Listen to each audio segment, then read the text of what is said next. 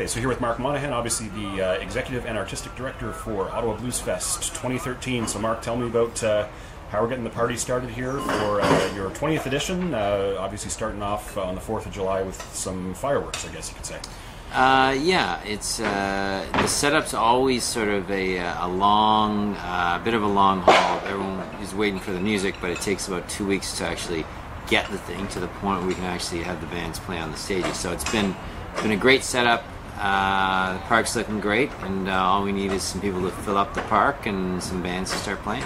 Okay. Now you start the festival off right, obviously, with the Black Keys. Probably one of the bigger names on the lineup this year, and judging by sort of the polls that we were putting out, certainly one of the favorites among certainly our readers. So tell me about getting those guys back. Well, it was a late addition. We actually struggled to figure out who the opening night headliner was going to be, and we didn't actually confirm the Black Keys till probably well over a month after we announced the rest of the lineup. So that came together beautifully in the end.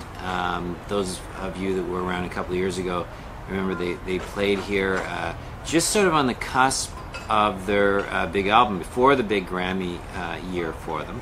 But of course last year they just sort of basked in the glory of that Grammy attention, and their here opening night should be a fantastic show. Way to open the festival. Okay. Now, as well as bands like the Black Keys, you've got a few very exclusive Ottawa engagements here. Bjork playing her first show ever in the capital. A few other sort of underground names like Ronnie Earl, who rarely leaves his home state. You've got them here. So tell me about some of the lengths that you had to go to get some of these exclusives, and what it means to have them added to the festival lineup here.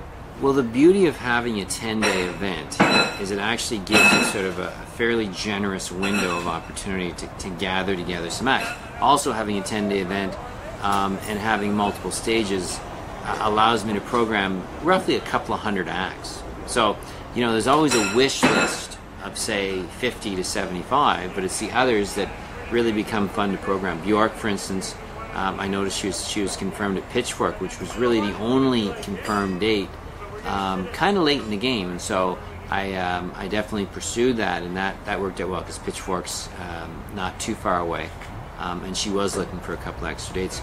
Ronnie Earl I've been trying to get for years. In fact, had discussions with his agent / manager, and he's had some health issues in the past, but now he's feeling pretty good, and that was sort of on my hit list. And I believe he's also hooked up with Tremblant, so it's a bit of a puzzle, and you try to get others who are programming, you know, around the same time, maybe to go in on certain acts, and those two worked out for sure.